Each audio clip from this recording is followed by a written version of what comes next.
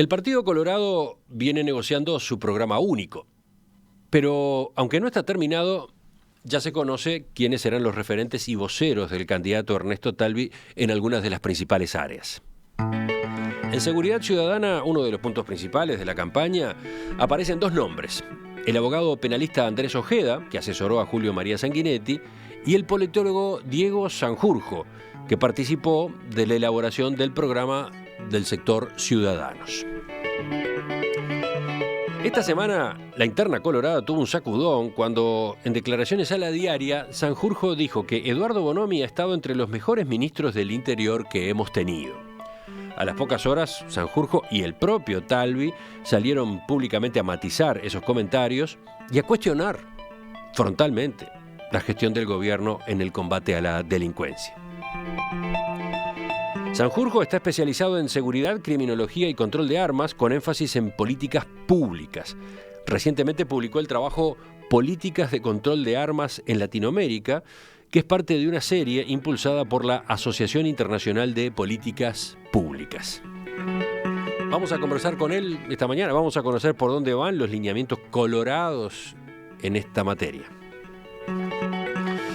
Diego Sanjurjo, ¿qué tal? Buen día, gracias por visitarnos. Buen día, muchas gracias por la invitación y un saludo a la audiencia. Usted es un nombre bastante nuevo en el elenco de políticos y asesores de los partidos, así que me parece conveniente dedicar algunos minutos acá en el arranque a ubicarlo. Dato inicial, edad, 32, ¿no? 32 años. O sea, ya tenemos ahí una característica singular, bastante joven para lo que es justamente el staff que estamos acostumbrados a entrevistar. Otro dato, buena parte de su vida la pasó en el exterior. ¿Cómo fue eso? Es así, me fui a estudiar, tuve la suerte de ir a estudiar a Alemania, la licenciatura, estudié Ciencias Políticas en Alemania, estuve viviendo allí casi 5 años. A partir de ahí me moví a España y a través de unas becas públicas del gobierno español hice maestrías en desarrollo, en políticas públicas y luego también un doctorado en ciencia política, siempre todo enfocado en la seguridad pública. Y a la vez trabajé luego como docente en la Universidad Autónoma de Madrid un buen tiempo y en la Universidad Carlos III de Madrid. Así que, ¿cuántos años en el exterior? Y en total casi 15 años. Sí, un buen tiempo. ¿Regresó a Uruguay cuándo? Hace ya casi 2 años. 2 años. Algo quedó dicho al pasar a propósito de dónde cursó los estudios universitarios. En Alemania y en España. También viajé bastante. Tuve un periplo también en Croacia. En Suiza estuve viviendo varios meses y bueno, estuve también una buena estancia de investigación en Sao Paulo, la Universidad de Sao Paulo. Algunos oyentes pueden haberlo descubierto por sus columnas en el diario El Observador. ¿Cuándo inició esa serie? Y eso fue hace unos 6 meses más o menos, una actividad que me encanta, pero que por desgracia ahora por mi actividad con Ciudadanos voy a tener que dejar momentáneamente. ¿A qué se dedica en Uruguay? ¿Cuál es su trabajo? Estoy en el Instituto de Ciencia Política de la Facultad de Ciencias Sociales, donde soy investigador y docente. En realidad, creo que vale la pena mencionarlo, creo que soy de la primera camada de becarios postdoctorales que tiene la Universidad de la República, que es un mecanismo que se utiliza en otras universidades del mundo para atraer a doctores que están radicados en el exterior e intentar que se queden en el país de origen, ¿no? Y bueno, yo hace mucho tiempo que a pesar de que me iba muy bien en España, tenía un trabajo fijo allá y muy contento y agradecido con aquel país, tenía ganas de volver a Uruguay y no solo de visita, como solía hacer casi cada año, sino realmente para quedarme aquí y bueno, fue una oportunidad. ¿Siempre fue Colorado? No, la verdad es que no. He votado a un candidato colorado, pero en las últimas elecciones estuve aquí casualmente y acompañé a una buena amiga a votar. Pero como no creo no me parece correcto votar viviendo en el extranjero, no voté, pero hubiese votado a Tabaré Vázquez. ¿Y cómo se generó entonces la vinculación con Ciudadanos y Ernesto Talvi? Bueno, siempre lo seguí, más que nada por su labor académica e investigativa. Siempre fue para mí un referente en Uruguay de lo que es ser un buen científico. Y cuando empezó con su aventura política, bueno, hay varias razones que me llevaron a rápidamente concluir que era con él, que si quería involucrarme en política era con él.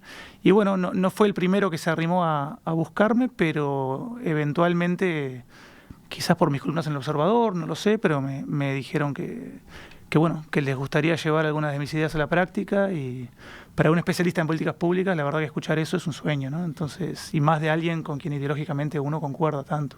Eso ocurrió a mediados del año pasado, entiendo. Por ahí, me parece que sí, sí, sí.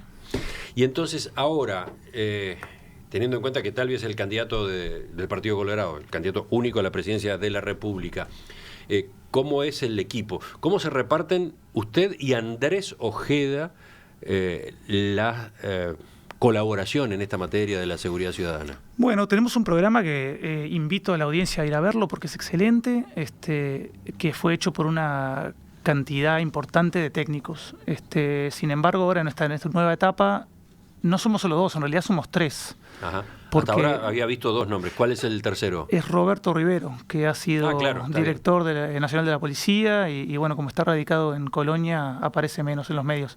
Pero somos tres, sí, y somos tres porque nos complementamos muy bien. Es decir, yo soy experto sobre todo en temas de criminología, seguridad ciudadana, control de armas. Estuve presente en todas las mesas técnicas vinculadas a seguridad de ciudadanos. Y Andrés Ojeda es un abogado penalista, entonces es un área que nos complementa. Y claro, Roberto Rivero, debe haber pocas personas en el país que conocen tan bien desde adentro de la policía como él. Así que, bueno, somos un equipo interesante, creo. Bueno, vamos a meternos en lo que ocurrió esta semana. Tomemos como punto de partida esta polémica que lo tuvo como protagonista a raíz de sus apreciaciones sobre la gestión de Eduardo Bonomi. No sé si preguntarle qué pasó o ya ir en limpio en definitiva, ¿cuál es la opinión que usted tiene sobre Eduardo Bonomi en el Ministerio del Interior? A ver, armé un buen lío, ¿no? La verdad es esta, fue una entrevista un viernes a las 10 de la mañana y ya era la cuarta entrevista del día en ese momento. Porque había habido todo un operativo en Salto la noche anterior, entonces estuve hablando con radios de Salto. Y creo que el cansancio, combiné una entrevista con la otra, no lo sé. La cosa es que la primera frase, que es la que luego se convirtió en un titular, la primera frase de la entrevista mía fue muy infeliz. Porque de alguna manera combiné las primeras dos ideas que me vinieron a la mente. Es decir, el periodista me preguntó qué me parecía la gestión de Bonomi. Y lo primero que se me vino a la mente, porque había estado hablando además con policías los días anteriores, fue que históricamente los policías siempre estuvieron muy mal pagados, que es una realidad, y es algo que a mí me parece inaudito, que una persona que esté arriesgando su vida por nosotros tenga que vivir en la pobreza.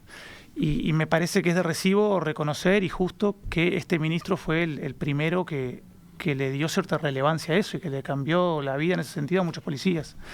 Entonces, a pesar de que los resultados son realmente muy negativos, y de eso hablaremos en algún momento, supongo, yo quería decirle al entrevistador, que además tenía mi edad, que bueno, de los ministros que nosotros hemos vivido en los últimos años del Frente Amplio, sin duda es el mejor, por eso. Lo cual no implica que los resultados sean nefastos, pero bueno. Usted agregaba algo más, agregaba algo así como que la orientación implantada en el ministerio era la correcta, pero había tenido que lidiar con resistencias adentro del Frente Amplio. Sí, me dio pena que de vuelta felicito al periodista porque hizo perfecto su trabajo, recogió un titular, por más infeliz que fuese mi respuesta, y lo puso ahí. No es una crítica al periódico ni al periodista.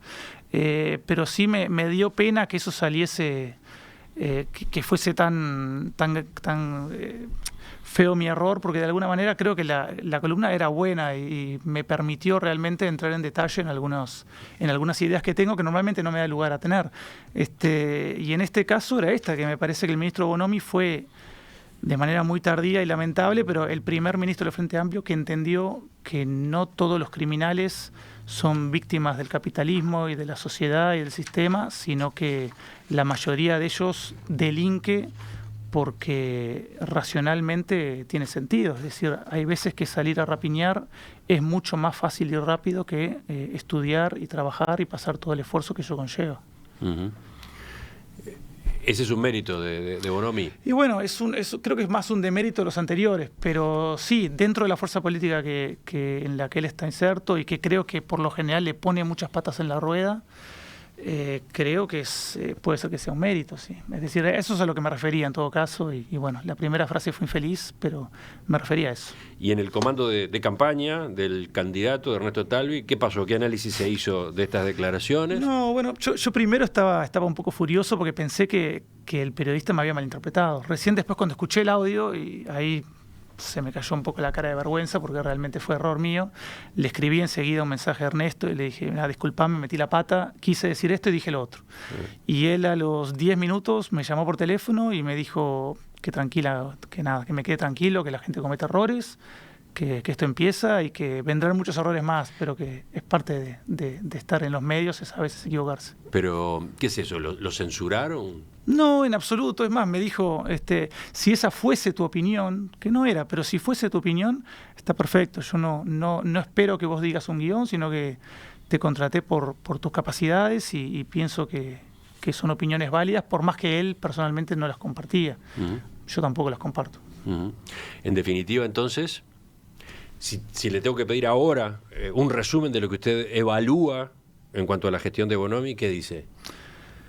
Creo que el ministro Bonomi hizo algunos esfuerzos que son destacables, como es sobre todo la mejora importante de los salarios de la policía, algo que es fundamental para tener una policía como la que queremos tener. Creo que adquirió tecnología y armamento, lo cual nos da herramientas para trabajar al siguiente gobierno. Dicho eso, hay que tener siempre en cuenta en las políticas públicas que todos estos esfuerzos son medios para conseguir un objetivo. En este caso, el objetivo es bajar la delincuencia. Y lo que ha sucedido en estos últimos 10 años es que hoy por hoy Uruguay tiene la cuarta tasa de homicidios más alta de toda América del Sur, 12 por cada 100.000 habitantes, lo cual supera la barrera de 10, que es una barrera que pone la Organización Mundial de la Salud para describir lo que es una situación epidémica. Es decir, en Uruguay tenemos una epidemia de homicidios, según la OMS. Y a la vez todo lo que es el crimen contra la propiedad, lo que son los hurtos, los robos, el abigeato, que es un problema enorme, se triplicó en estos últimos 10 años. Entonces, la situación, como he dicho una infinidad de veces en los medios de comunicación, y el registro está ahí para quien quiera verlo, la situación actual creo que se puede tildar de catastrófica. Uh-huh. No quita que el ministro haya hecho algunos esfuerzos y no quita también algo que yo pienso y creo que es así, y lo digo con respeto, pero creo que el Frente Amplio tiene una ala izquierda que en esta área, al igual que en muchas otras, pone palos en las ruedas y dificulta el trabajo que realiza el Ministerio. Por ejemplo, los operativos que estaba impulsando Gustavo Leal desde la Dirección de Convivencia del Ministerio de Interior en algunos barrios complicados, Casaballe por mencionar uno, esos operativos forman parte de una última tendencia, digamos, un proceso reciente en el Ministerio, y han sido a su vez polémicos dentro del Frente. ¿Para usted ese trabajo va en la dirección correcta? Creo que no. Me parece que la dirección correcta era la del Plan 7 Zonas, por ejemplo. Y ese se parece quizás más a una de las reformas que nosotros queremos llevar a cabo. Ahí está. Los operadores... Claro, lo que se está haciendo es como una parte del Plan 7 Zonas. Mire, para usted falta el Plan 7 Zonas completo. Lo que pasa es que esta medida es un poco un manoteo de ahogados, es decir, se entra a los barrios, se pacifica y luego el Estado se retira y los problemas a los poco tiempo surgen de vuelta. Teóricamente no se retira. Pero en la práctica sí. En la práctica, teóricamente sí, como usted dice. El resultado no está siendo efectivo en cuanto a la implantación de otros organismos con impacto real. Seamos claros, yo escucho constantemente a Gustavo Leal, a quien por otro lado respeto mucho, poner como buque insignia de esta gestión los operativos Mirador. Desde su implementación hasta ahora, los homicidios se han duplicado y en las zonas en las cuales se implementaron es donde más ha aumentado el delito. Entonces, si el plan de un siguiente gobierno frente amplista es profundizar en ese método, creo que vamos por muy mal camino. Ahora, ¿qué es lo que funciona mal ahí? Nosotros, y acá, si le parece, entramos en nuestras reformas. Sí, me gustaría que nos detuviéramos en lo que ustedes están proponiendo desde Ciudadanos, que acá, en este tema, tiene justamente alguna de sus piedras angulares. Lo vemos enseguida. Ya volvemos a la entrevista con Diego Sanjurjo, asesor en seguridad ciudadana de Ernesto Talvi. La seguridad ciudadana, uno de los temas de campaña, generó un sacudón esta semana en la interna del Partido Colorado. El protagonista fue Diego Sanjurjo, asesor del candidato Ernesto Talvi y uno de los redactores del programa del sector Ciudadanos. Bueno, con él estamos conversando esta mañana. Ya repasamos qué fue lo que ocurrió con sus declaraciones. Ahora vamos a detenernos en lo que en este tema, concretamente, se propone desde ese partido.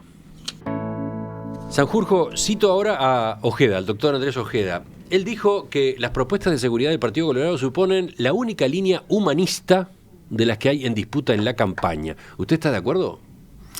Mira, si te lo puedo conectar un poco con la parte anterior y con el lío que armé, sí. Más allá de que debería enterrarlo rápidamente, una de las razones principales por las cuales me quise unir a este proyecto de Ciudadanos fue de alguna manera justo para romper o superar o ayudar a superar una dicotomía un poco adolescente en la que vive nuestra política uruguaya, donde siempre estamos en un péndulo, siempre estamos de un lado a otro, siempre estamos criticando a muerte al contrincante, y esto se da no solo en la política, sino también en las políticas de seguridad, porque estamos siempre en una especie de péndulo, donde tenemos de un lado todo lo que vendría a ser la mano dura, pura en teoría, lo que sería las penas, el aumento de penas hasta el infinito, la cadena perpetua, la pena de muerte, mano dura y plomo, etcétera.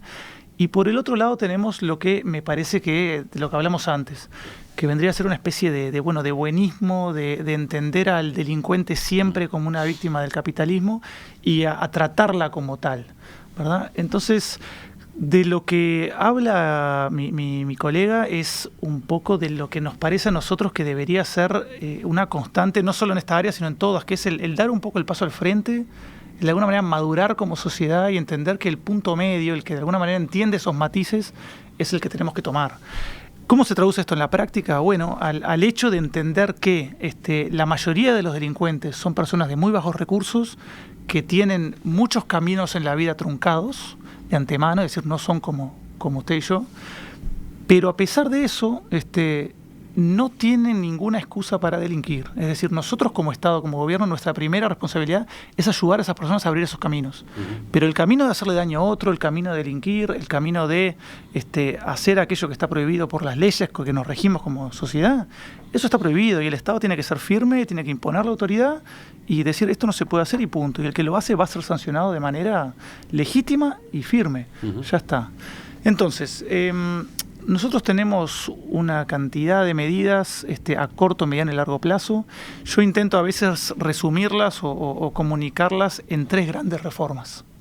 La primera de ellas tiene mucho que ver con lo que hablamos antes sobre el trabajo que están intentando realizar o que intentaron realizar con el Plan 7 Zonas, que es lo siguiente. Nosotros creemos que tenemos que tener una policía que no solamente sea lo que llamamos comunitaria o de cercanía, que son policías mucho mejor entrenados que los actuales, es decir, policías que tengan casi un nivel terciario, como se tiene en los países del primer mundo, y que eso les permita tener un entrenamiento para lidiar con el ciudadano de manera cercana y patrullar un barrio que conocen a fondo, es decir, que conocen por nombre y apellido a los vecinos, al almacenero, a los maestros y a los médicos que trabajan en ese barrio.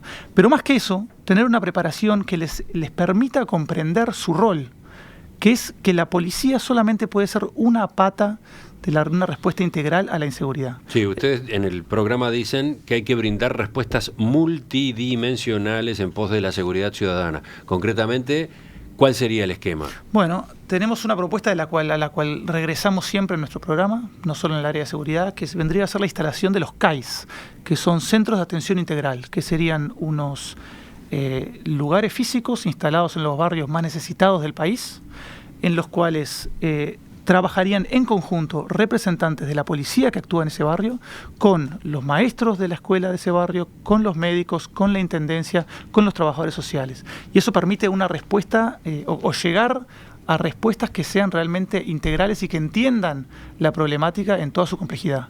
Y le pongo un ejemplo. El otro día los operativos Mirador, como dijimos recién.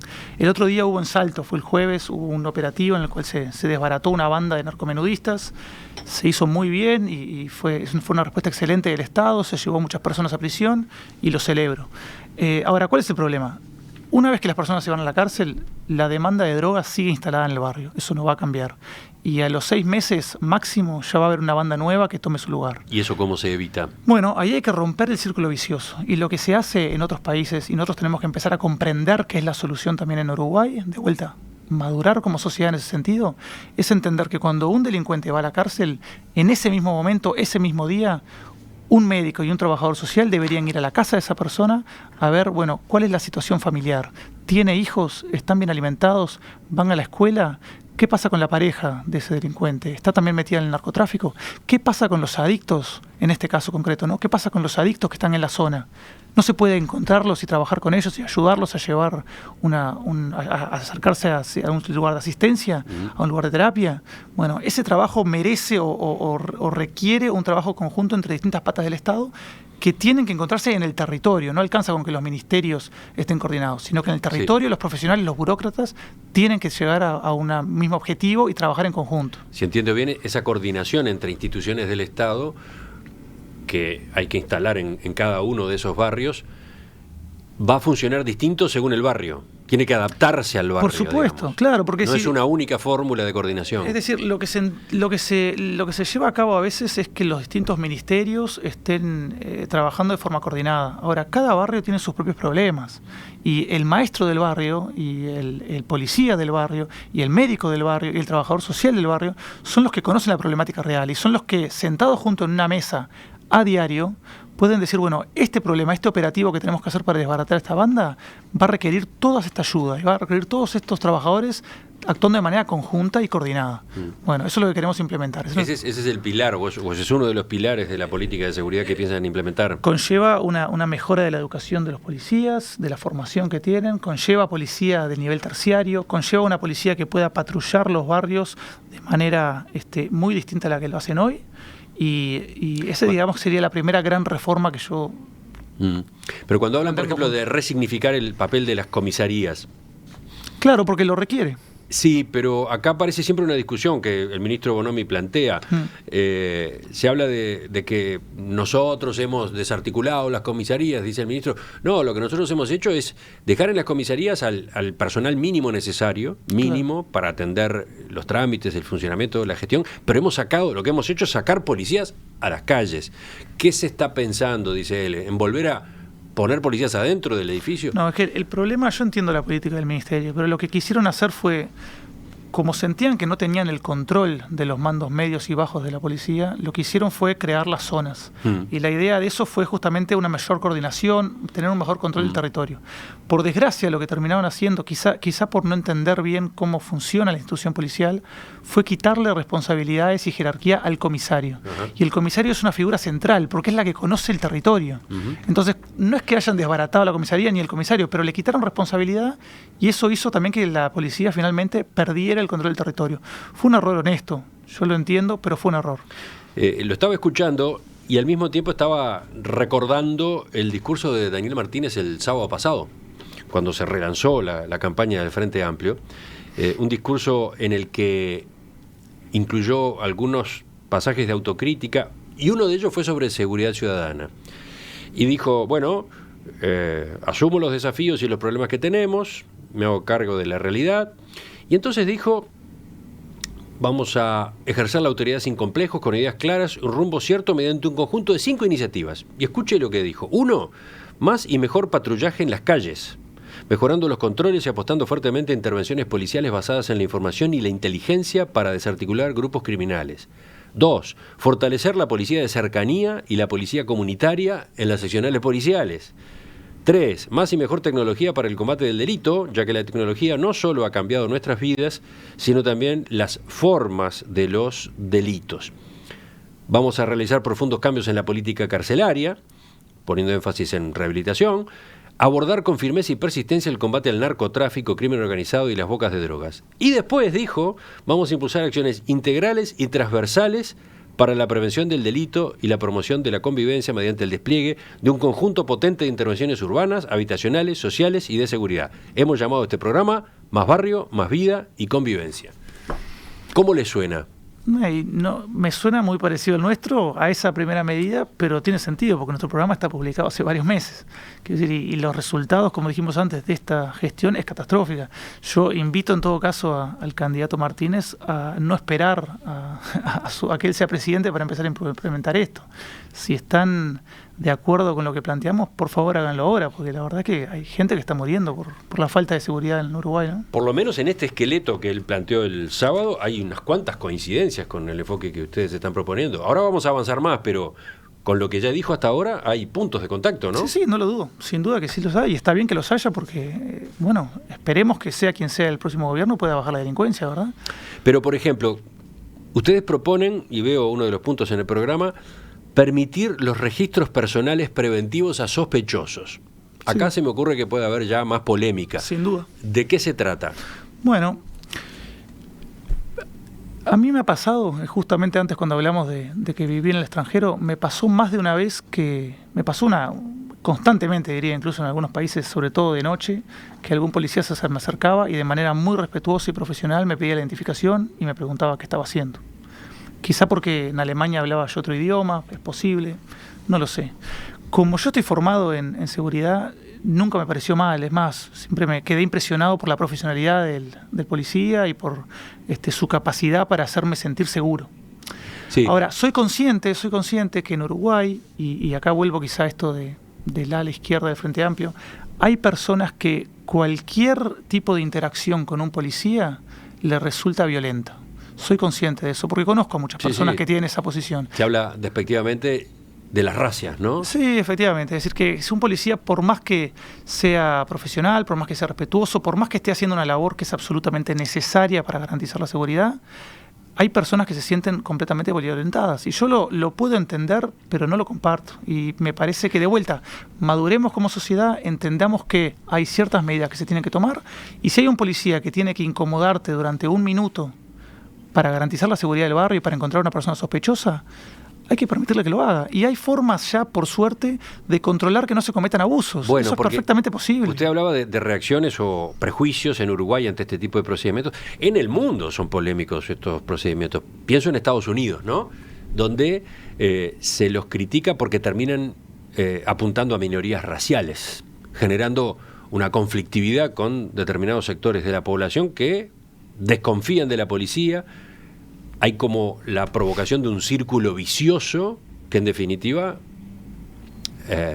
lo que genera es, no sé, mayor inseguridad, más violencia, ¿no? ¿Qué dice de eso? Bueno, Estados Unidos, si bien es un país, por supuesto, mucho más seguro que el nuestro, digo esto por el problema que se armó cuando Estados Unidos avisó que éramos un país peligroso para los turistas, es un país mucho más pacífico que el nuestro, pero a pesar de eso no es un buen ejemplo en materia de seguridad en absoluto. Sus policías no están tan entrenados como deberían y no se comportan muchas veces como deberían. Nuestro ejemplo es más bien el de Europa Occidental, Europa del Norte y Europa Central, ¿verdad? Y allá la policía tiene un entrenamiento específico para lidiar con la ciudadanía, porque además no son todos los policías los que harían esta tarea, sino son solamente aquellos que son policías de cercanía que patrullan esos barrios. Uh-huh. Es decir, esos policías son los que van a estar especialmente entrenados para la tarea y son ellos los que van a tener la importante tarea, vale la redundancia, de acercarse a personas que puedan estar cometiendo actos sospechosos y sobre todo, porque lo dice específicamente la propuesta, personas que portan armas ilegales. Uh-huh. A eso es a lo que nos dirigimos. No es en ningún momento a atrapar a alguien porque sí, no tiene nada que ver con una racia, tiene que ver con que hay personas en Uruguay que portan armas ilegales y no hay ninguna excusa para hacerlo. Uh-huh.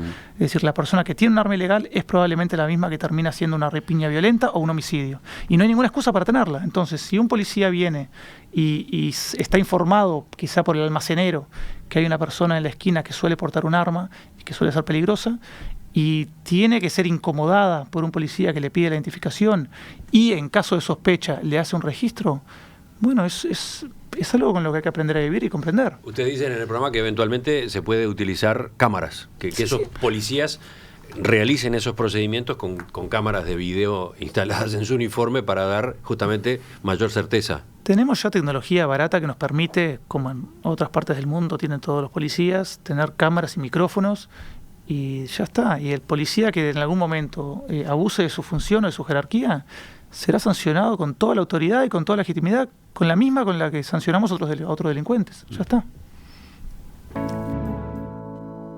Estamos recorriendo a grandes rasgos el programa de Ciudadanos en materia de seguridad pública.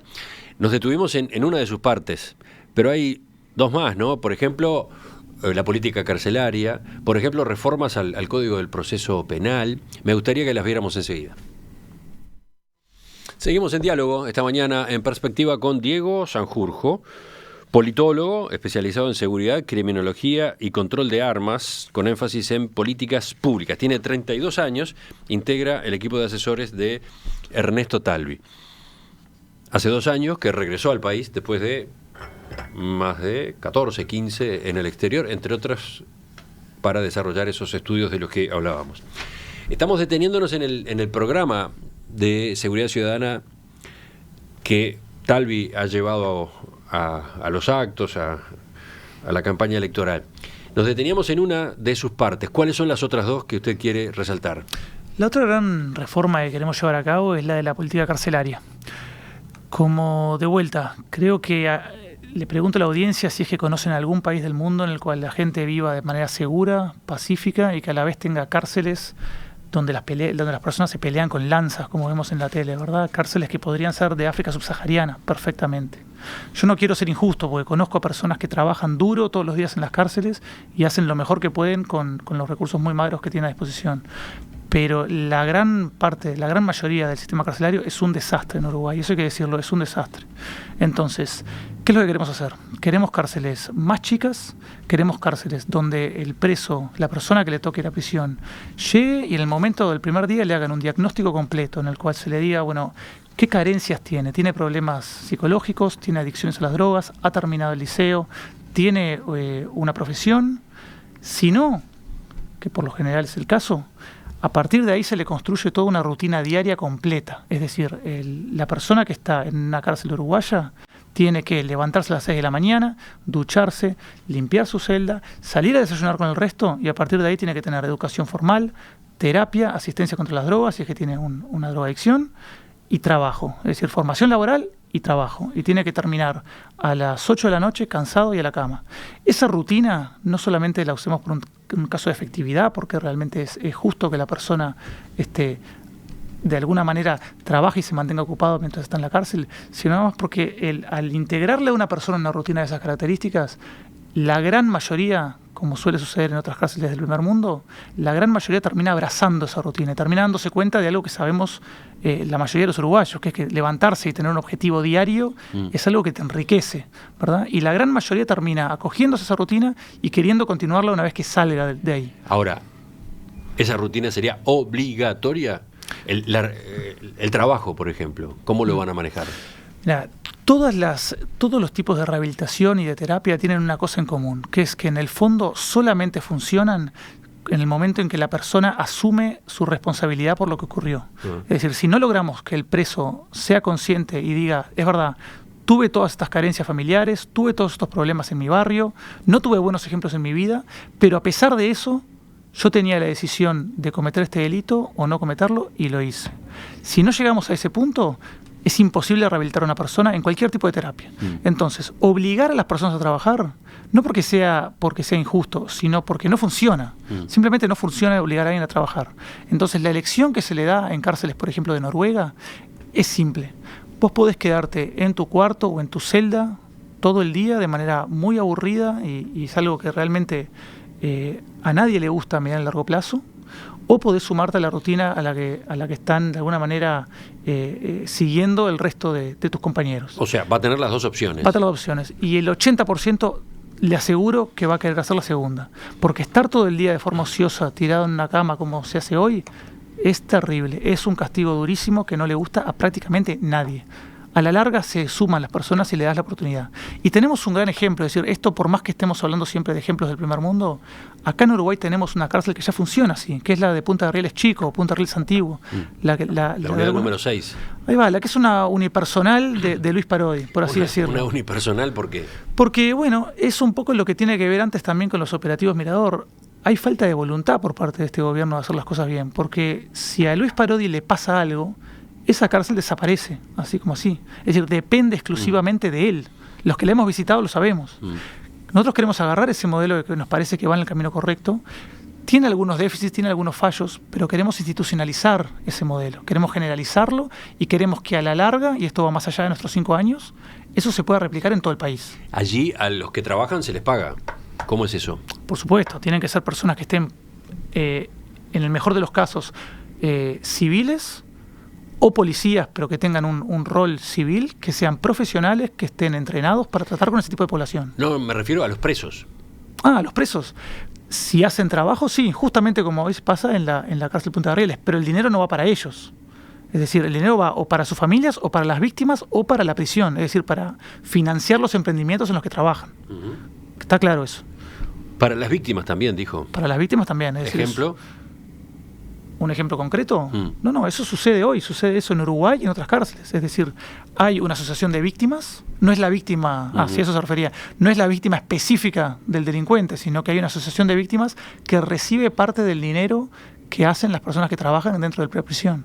Parte de ese dinero va a financiar esos emprendimientos y parte va también para la familia, muchas veces, que está fuera, ¿verdad? Y que, bueno, que existe y que hay que tomarlo en cuenta. Usted mencionaba recién el caso de la unidad 6, Punta Rieles, como el modelo al que observar y desarrollar. Sí. Pero además hacía una serie de recomendaciones que me hacen recordar a los informes del comisionado parlamentario, Juan Miguel Petit, cuando llega a la parte final con sus sugerencias sobre lo que hay que hacer. ¿Efectivamente usted tiene coincidencias con él en ese sentido? Por supuesto que sí. Es que sería raro que no los tuviésemos. Es decir, tengo muchas coincidencias con él, igual que tengo coincidencias con Álvaro Garcés, con quien me puedo poner, a quien respeto mucho y con quien me podría poner de acuerdo en política de seguridad en 10 minutos. Y de vuelta, probablemente tenga muchas coincidencias también con Gustavo Leal. Probablemente las tenga. El problema es que también Gustavo Leal está sujeto, como dije antes, a presiones que creo yo, con todo respeto, no siempre le permiten hacer lo que a él le gustaría hacer. ¿Qué pasa con el tercer capítulo? Usted hablaba de otro pilar. Sí, porque esto, de vuelta, creo que de alguna manera lo que nos nuclea a todos los que trabajamos en Ciudadanos y lo que nos acercó a todos a Ernesto Talvi en un primer momento es la idea absolutamente fundamental de que si en este país no reformamos la educación pública, no hay nada que hacer. Nos tenemos que despedir del Uruguay que alguna vez conocimos. Y esto está intrínsecamente sujeto a la criminalidad. ¿Por qué? Hace creo que 2 semanas, 3 semanas salió un informe del INED, del Instituto Nacional de Evaluación Educativa, que decía que 6 de cada 10 jóvenes uruguayos actualmente no termina el liceo. 6 de cada 10. Una sociedad, y ojo, de vuelta, en Chile el 85% de los jóvenes termina el liceo. Una sociedad como la uruguaya, en donde la gran mayoría de los hombres jóvenes de bajos recursos no estudian y trabajan, es el paraíso del crimen organizado. Es el paraíso del narcotráfico. Desde el punto de vista de una organización criminal, son recursos humanos y es realmente una situación catastrófica para el país. Y es lo que viene explicando justamente lo que ha sucedido en Uruguay en los últimos 10 años. Por más que lo advertimos, se instaló el crimen organizado y se expandió. Se expandió con esos recursos humanos. En la medida en que ya estamos en el año 2019, se nos viene la automatización encima o ya está aquí, esas personas no van a poder trabajar de nada y van a ser carne de cañón para las pandillas y para los grupos criminales.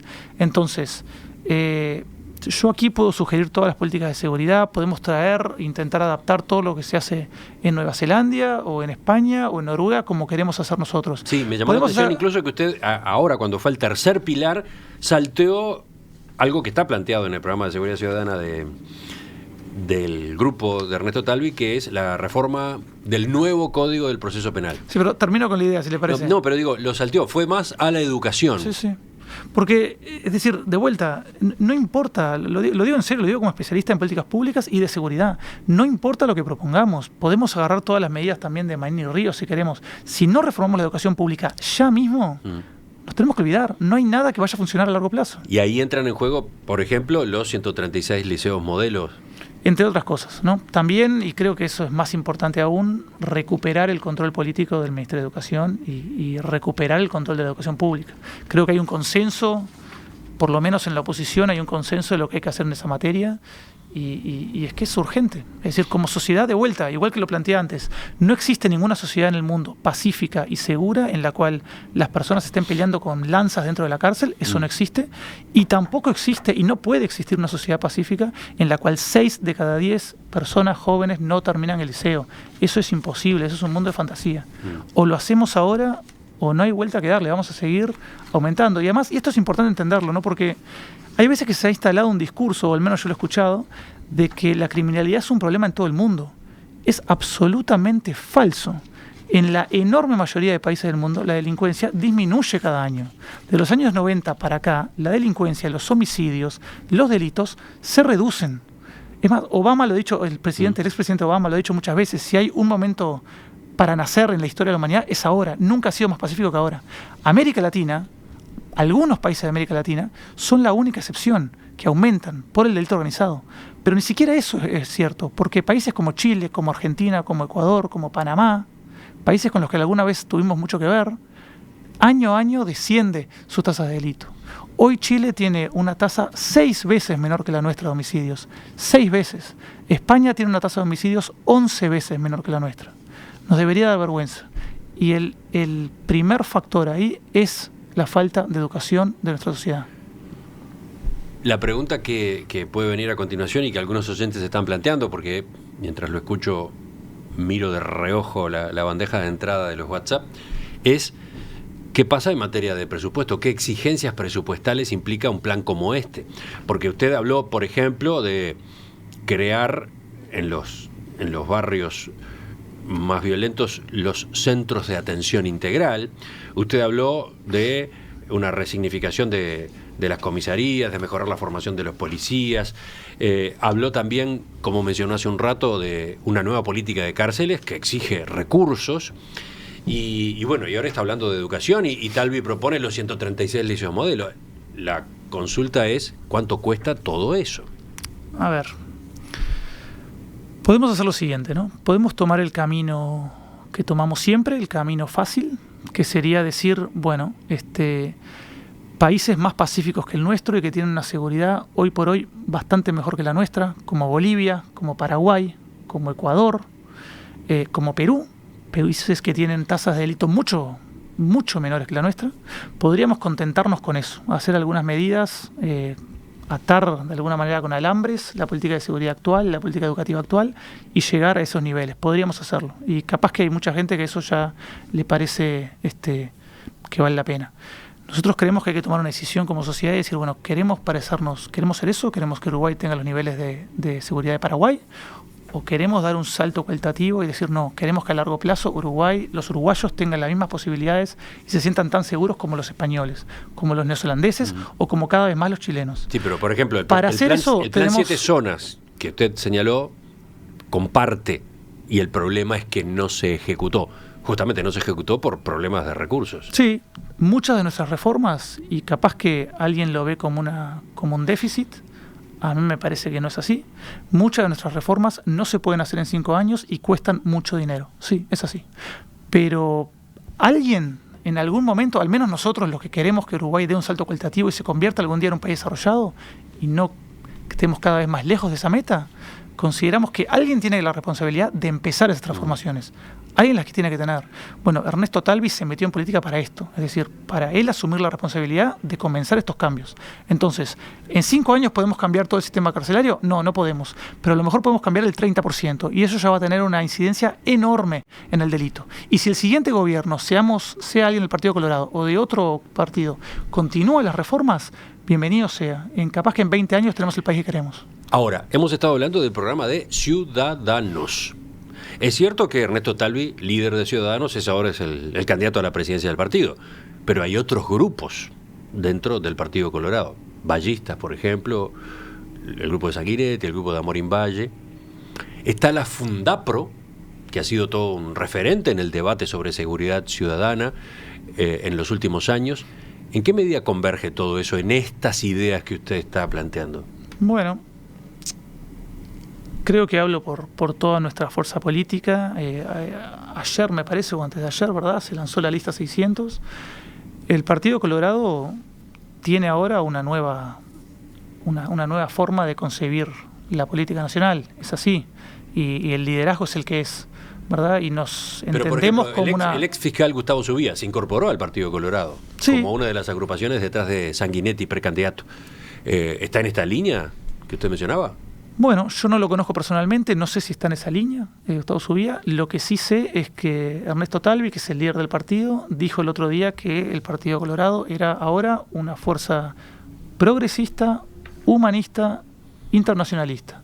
Con Guillermo Maciel, y liberal que ha presidido Fundapro. ¿Han tenido diálogo, intercambio? Hemos tenido porque da la impresión de que hay diferencias en el enfoque. Hay diferencias como en todas las fuerzas políticas. La que va a primar es la nuestra. Hay que entenderlo así y bueno, y a quien no le guste tiene otros partidos a quien votar. La nuestra es esa. Y lo último, este fin de semana trascendió que Talvi le dio libertad de acción a sus dirigentes, a los dirigentes colorados, para que apoyen o no la reforma constitucional, Vivir sin Miedo, la que impulsa Jorge Larrañaga. ¿Cuál es su visión sobre ese paquete de instrumentos? Bueno, es verdad que dio libertad por justamente las razones que usted dice, es decir, hay desavenencias sobre ese tema, ¿verdad?, dentro del partido, pero él fue clarísimo en su posición, que es la nuestra, que es más allá de que hay algunas medidas de este referendo que son muy útiles, como vendría a ser los allanamientos nocturnos, por ejemplo, incluso la reclusión permanente revisable en casos muy específicos, como la de los delincuentes seriales sexuales, puede ser una buena medida. Más allá de eso, por desgracia, este referendo incluye una que es realmente enorme y que haría un cambio sustancial, que es la del uso de militares en la seguridad interna. Eso es un problema, nosotros entendemos que es contraproducente. ¿Por qué?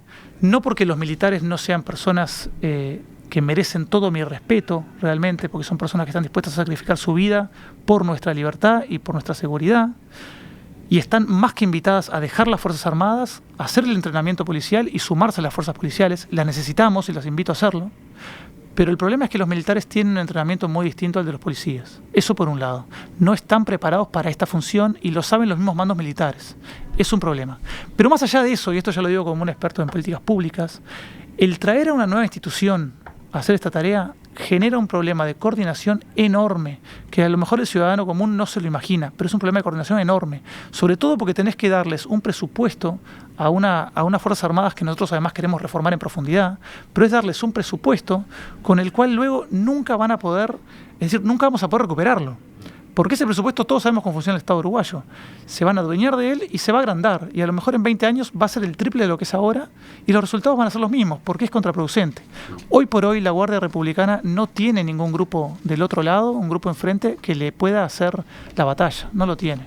Es decir, no hay ninguna necesidad de traer a los militares a esta función y creemos que es contraproducente y por eso en general tenemos la idea de que habría que votar en contra. Diego Sanjurjo, politólogo especializado en seguridad, criminología, control de armas. Gracias por acompañarnos esta mañana desde su rol de asesor de Ernesto Talvi en estos temas de seguridad. Volvemos a conversar en cualquier momento. Muchísimas gracias y un saludo para la audiencia.